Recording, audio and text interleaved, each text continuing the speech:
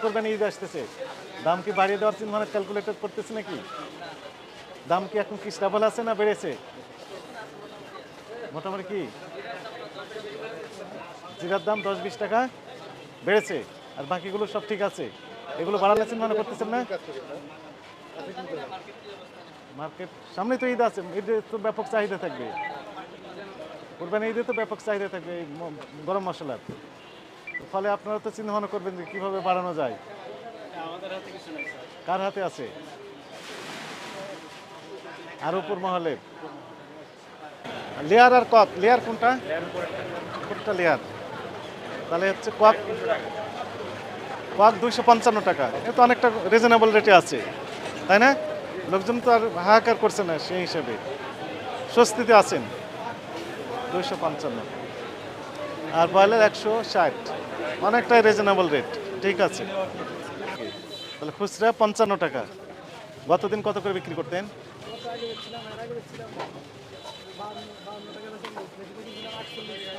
না, 2-1 দিন আগে তো দাম বেশি ছিল। কত ছিল সর্বোচ্চ? 58, 60, 65 বিক্রি করেননি। সর্বোচ্চ কত বিক্রি করেছেন? 60 করে বিক্রি করছেন। তাহলে আজকে বিক্রি করতেছেন 55, তাহলে অনেকটা কমেছে। 60 টাকা থেকে 55, 5 টাকা কমেছে খুচরা। ঠিক আছে। চাহিদা কেমন?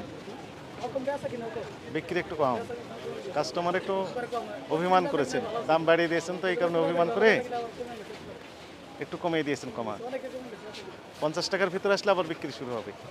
ঠিক আছে। 43 রাজশাহীর পেঁয়াজটাও ভালো, তাহিরপুরের হাট থেকে যেটা আসে। মালিক আছেন এখানে?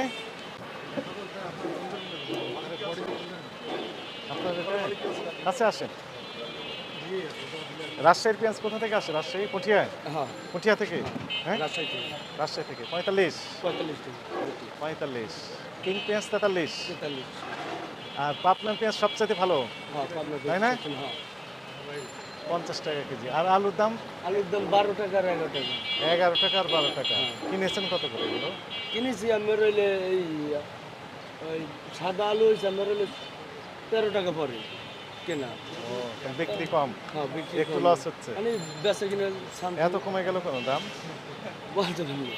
বলতে পারছেন না? এ নিয়ে কোনো চিন্তা ভাবনা করেননি? না, কেন মানে কমে গেল? কমে গেছে আমার হইলে ইতে প্রচুর আলু ঢুকছে আমদানি, সেই জন্য মার্কেটে। মার্কেটে ব্যাপক আলু ঢুকেছে, হ্যাঁ। উৎপাদন তো অনেক বেশি হয়েছে। হ্যাঁ, উৎপাদন অনেক। পেঁয়াজও তো আমরা শুনি যে অনেক উৎপাদন হয়েছে এবার। হ্যাঁ, কয়েক বছরের তুলনায় এবার পেঁয়াজের উৎপাদন অনেক বেশি হয়েছে এবং ফলনও হয়েছে। হ্যাঁ। দাম বেড়ে গিয়েছিল কেন? দাম বাড়ছে, আমি ব্যাপারীরা এইতে আমার হইলে ঘুরাই গুনে এইতে। ব্যাপারীরা একটু কারসাজি করেছে, না, আমার হইলে গৃহস্থরা ই করতে। গৃহস্থরা কিছু করে নাই। গৃহস্থের থেকে এখন তো তো আবার ব্যাপারীরা কমে গেল। মাল কিনতেছে, সেই জন্য। আচ্ছা, আপনারা এখানে বলেন 43 টাকা বা 45 টাকা যদি আপনি বিক্রি করেন, খুচরা বিক্রেতা কত করে বিক্রি করবেন? তারা তো আমার হইলে কমপক্ষে 10 টাকা লাভ বিক্রি করে। 43 আর 10, 53, 50 এরকমের 50। 50 থেকে 55, হ্যাঁ, এরকম। এর ভিতর হবে হ্যাঁ, এরকম। খুচরা। হ্যাঁ, খুচরা। এই তো তাহলে অনেকটা স্বাভাবিক হ্যাঁ, বলা যায়। স্বাভাবিক আছে। হ্যাঁ, হ্যাঁ, বেচা কিনা স্বাভাবিক আছে, আর মানে খুব ভালোই। 50-এর ভিতর থাকলে স্টেবল আমরা ধরে হ্যাঁ। নিতে পারি। এই দিন চলে গিয়েছে, এটাই এখন কাস্টমাররা একটু সচেতন হয়েছেন, তখন দাম বাড়িয়ে দিচ্ছেন আপনারা, ওনারা অভিমান করে একটু মানে কেনা কমিয়ে দেন। কথা বুঝেছেন? এই যে এখন একটু কমিয়ে দিচ্ছেন দাম, এখন আবার সমানে কিনবে।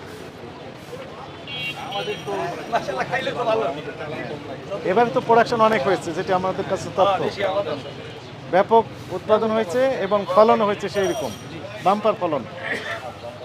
কিন্তু হঠাৎ করে একটু কারসাজি করার চেষ্টা করা হয়েছিল, এই তো হঠাৎ করে ওই যে রাখি পাত্রীরা যারা স্টক নাম দিয়েছে রাখি, মানে যারা স্টক করে ওরা তো রাখা শুরু করছে যেগুলো ওই মাচায় ওঠে এখন কি বন্ধ হয়ে গেছে? এটি এখনো রাখতেছে অল্প কম করে রাখতেছে। কম করেছে। আবার দেখা যায় যে এই সময় অনেক ফ্যামিলিও আছে যারা বস্তায় নিয়ে রেখে দেয় সারা বস্তায় না একদিন।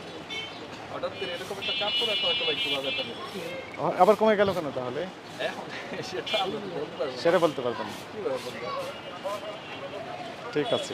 ক্রয়ের ক্যাশ মেমো রাখবেন, বিক্রয়ের পাকা ক্যাশ মেমো দিবেন, কার্বন কপি আপনার কাছে থাকবে, মূল্য তালিকা এখানে রাখবেন এবং যৌক্তিক লাভ করবেন। অযৌক্তিক লাভ দয়া করে করবেন না, ঠিক আছে? স্বচ্ছতার ভিত্তিতে ব্যবসা পরিচালনা করবেন। আপনাকে কেউ কোনো রকমের বাধাগ্রস্ত করতে পারবে না, কেউ দণ্ড আরোপ করতে পারবে না। আমরা আসবো, দেখবো, আপনার সাথে মত বিনিময় করে সালাম দিয়ে চলে যাবো। অযৌক্তিকভাবে দয়া করে দাম বাড়ানোর তারা করবেন না। যিনি বা যারা এটি করবেন তাদেরকে আইনের আওতায় নিয়ে আসা হবে, কোনো ছাড় দেওয়া হবে না, একদম স্পষ্ট কথা, মেসেজ ক্লিয়ার।